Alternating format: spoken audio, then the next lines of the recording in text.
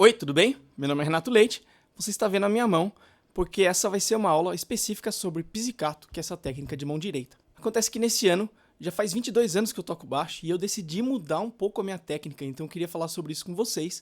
E eu vou aproveitar para falar todas as mudanças que eu fiz desde o começo, então eu vou contar a história do meu pizzicato, todas as mudanças que eu fiz, por que eu fiz, o que eu ganhei com cada uma delas, o que eu perdi com cada uma delas, qual foi o motivo dessa escolha e quais foram as dificuldades encontradas em mudar de técnica depois de tanto tempo tocando de um jeito só. Meu nome é Renato Leite, sou músico formado, baixista profissional e você está no canal certo para aprender baixo desde o começo sem nenhum vício. Essa é uma playlist sequencial para você aprender contrabaixo desde o início, do zero. Então tudo que eu peço em troca é que você curta, compartilhe, vamos divulgar ela para ela ser longa e duradoura. Então, quando eu aprendi o pizzicato, a primeira coisa que eu aprendi é o toque com apoio. Você toca e encosta na outra corda. E foi assim que eu toquei todos os tempos até hoje. E isso se mantém. Isso basicamente não mudou. O que mudou é que no começo eu tocava bastante parecido com o Steve Harris. O que acontecia? Eu tocava desse jeito aqui, ó. Porque era o som que eu gostava de tirar na época, né?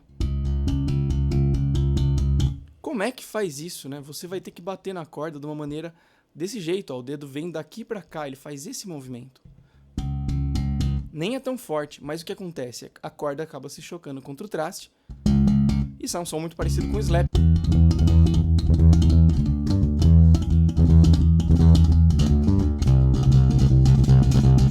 Acontece que eu comecei a tocar pop. Por exemplo, eu tocava música do Jota Quest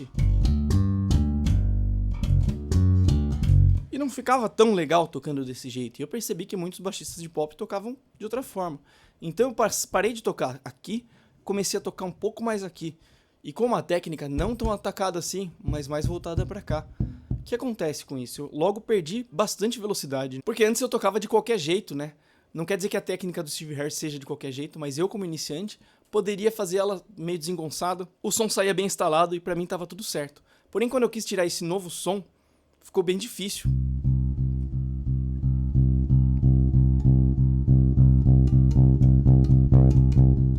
E assim foi.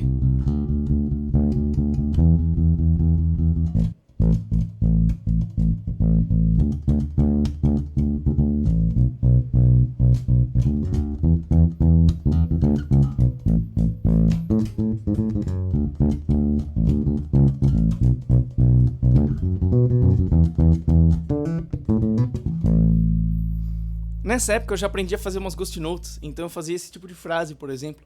Eu já tocava desse jeito. Foi uma segunda técnica ali, logo no primeiro ano, quando eu comecei a tocar. Mas logo eu percebi que existia o jaco, e aí eu comecei a vir tocar pra cá. E eu ainda apoiava o dedo no captador e tocava desse jeito aqui. Então eu apoiava o dedo no captador da ponte e tocava aqui. Aí eu fui tentando imitar o jaco.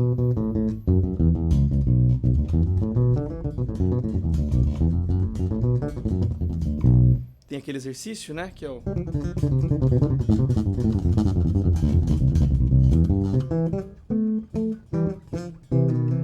Eu percebi que havia uma grande vantagem em repetir o dedo sempre que descia.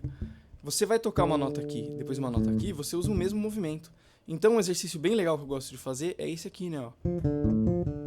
Eu tô tocando Fá na casa 10, Ré na casa 7 e Lá na casa 7. É um arpejo de Ré menor, invertido, né, na sua segunda inversão.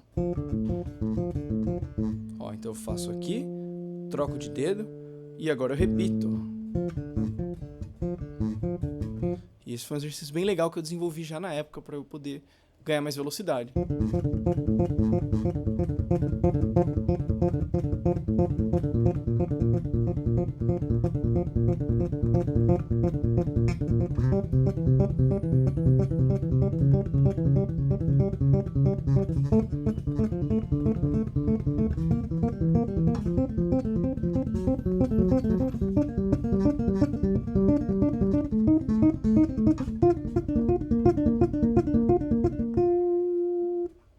Beleza?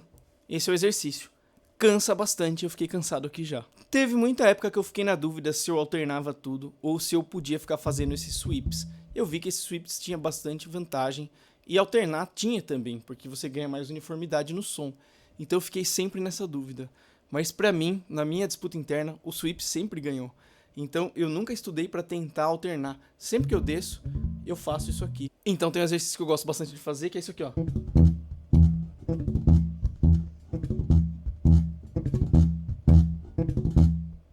É, mi, mi, mi, mi.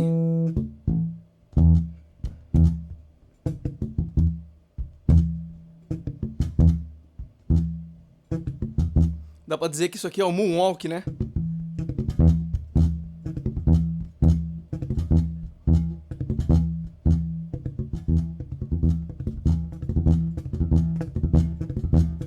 É o Michael Jackson andando pra trás aqui, ó.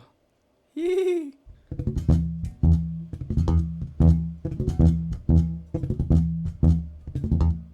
Legal? Espero que você consiga. Esse é um exercício muito legal. Você pode pôr no meio do groove, né? Por exemplo.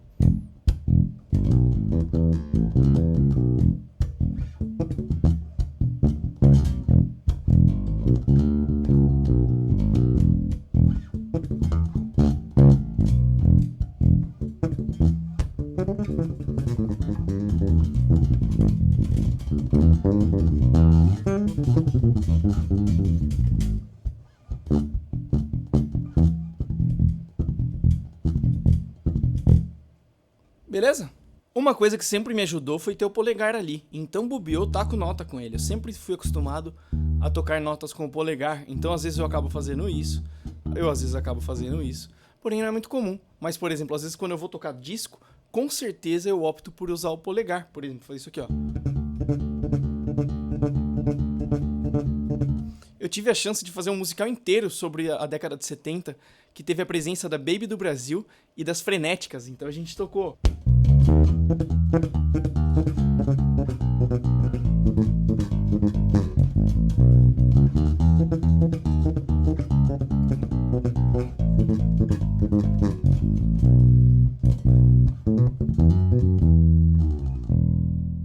Outra utilidade também é usar ele para fazer arpejos, por exemplo, assim.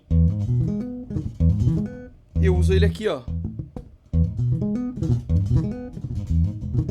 Para subir, um dedo em cada corda, eu tenho um vídeo específico só sobre isso. Então, para subir e para descer, uso um dedo só. Então, aqui eu tô tocando fundamental, terça, quinta, oitava, terça, quinta. Quinta, terça, oitava, quinta, terça, oitava. Pode ser menor também.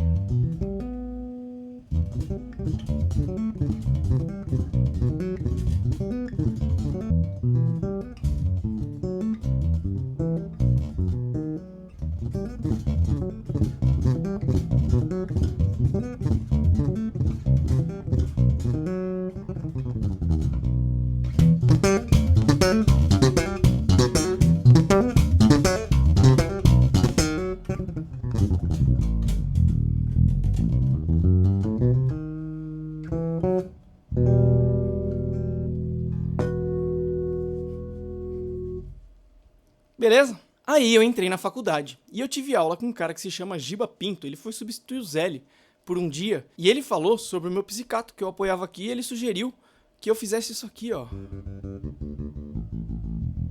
Porque até então eu deixava o baixo apoiado no captador e fazia isso.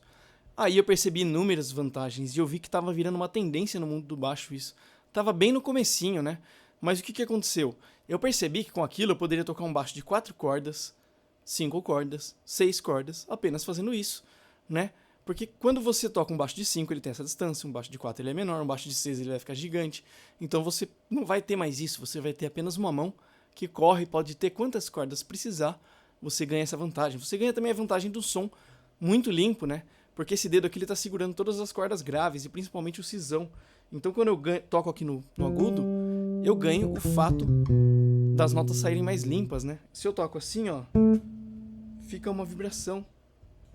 Só que eu já mostrei inúmeras vezes. Quando você põe o polegar aqui, você consegue abafar. Eu fiz essa mudança quando eu já estava na faculdade de música. Essa aqui foi bem difícil. Porque eu já estava totalmente acostumado a tocar. Eu já tocava razoavelmente bem, assim. Tinha um monte de problema. Um monte de coisa para resolver ainda, né? Eu tinha improvisação para resolver, walking bass para resolver. Não que eu não tenha que resolver ainda, né? Sempre tem que resolver essas coisas. Mas aí eu escolhi mudar a minha técnica. E foi bem difícil. O que acontecia? Eu tava tocando assim. Quando eu via, eu tava assim. Por quê? Costume, né? Aí eu tava tocando assim, nananana. Quando eu via, eu tava assim. Eu tava, beleza. Aí você vai tirar uma foto com a banda, você vê que a foto da banda você tá assim. Você vai fazer um vídeo tocando o seu show, você vê que você tocou 90% assim, mas teve várias horas que caiu por outro jeito. E aí eu ficava me policiando por eu conseguir adaptar realmente a minha técnica. E até essa técnica ficar boa, demorou muito tempo, porque o que acontecia? Quando eu precisava tocar rápido, eu voltava pra outra, né? Porque eu tinha outra como step. Então eu percebi que a minha técnica tinha piorado. Até eu desenvolver essa técnica aqui, a ponto dela passar a outra e ficar melhor ainda, levou um tempo. Então isso exige bastante persistência por parte do baixista, que é readaptar uma técnica depois de anos que você toca. Então, quais são as vantagens de você mudar de técnica? É que você fica ruim por um tempo. Você não consegue tocar com aquela técnica nova bem. Porém, a sua técnica antiga também ela para de funcionar um pouco, porque você parou de investir nela. Então ela já está um pouco enferrujada. E aí você fica nesse limbo, que é não tocar bem com nenhuma das duas. Isso é muito chato. E isso dá trabalho, dá vontade de às vezes desistir e voltar para a técnica anterior. Mas aí você tem que apostar naquela técnica nova que ainda não deu certo, né? Isso exige bastante confiança, exige que você vá a fundo mesmo e que saiba o que está fazendo. A vantagem é que você nunca perde a técnica antiga. Se eu preciso tocar que nem eu tocava no primeiro dia de baixo, eu consigo. Porém, ela não é a minha técnica principal mais, então ela não vai ter a destreza principal. Ela é uma técnica ali secundária, terciária, sei lá o que ela é. Ela tá lá na frente, então se eu for tocar com ela, eu vou perder velocidade. Vamos supor, se eu vou fazer um show inteiro de metal, eu vou tocar que nem o Steve Harris ali, que nem eu tocava no começo, não é minha técnica mais adaptada. Se eu precisar fazer uma coisa bem rápida, eu vou recorrer à minha técnica normal só para fazer uma frase rápida e depois eu volto para aquilo, né? Então é um jeito de você manter todas. Então isso é muito legal porque a sua mão vira um pedal, né? A quantidade de sons que eu mostrei aqui, né? Mostrei um som assim, mostrei um som assim mais standard, mostrei um som mais pegada, mostrei um som mais pro Jaco. E qual é o jeito que eu toco agora?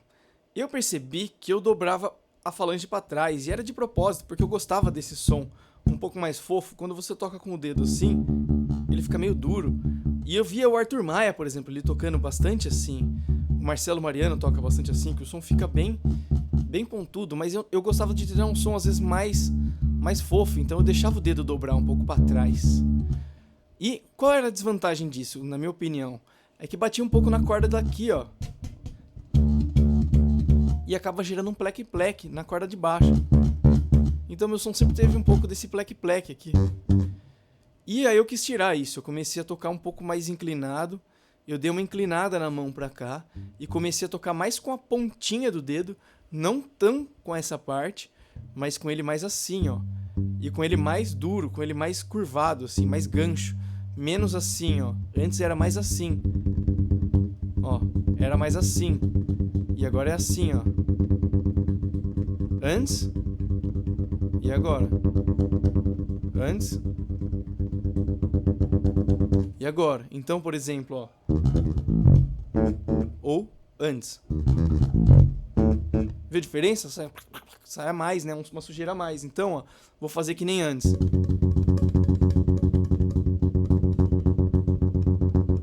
E que nem agora.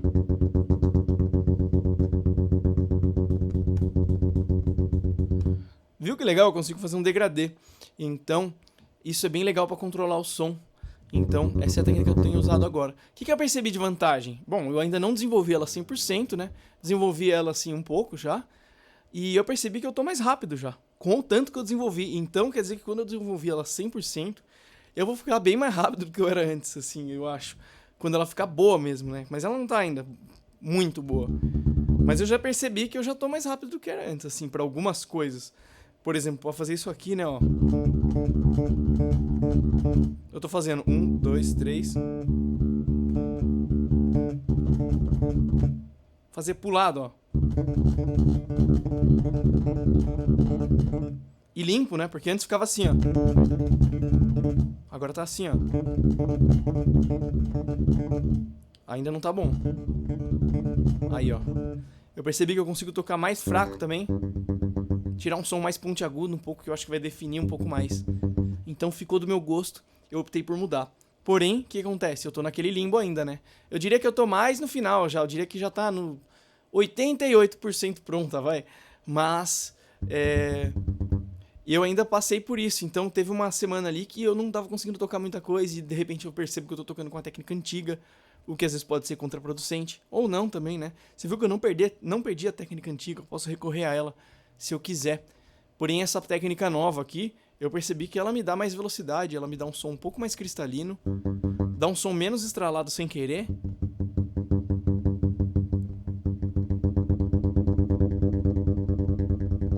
E ela vai me dar mais velocidade no futuro.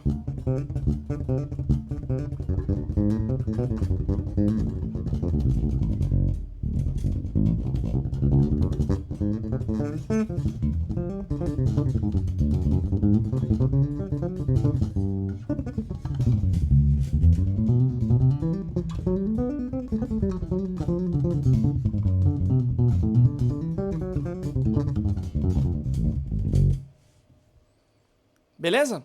Então é isso. Muito obrigado quem ficou até o final. Valeu e até uma próxima.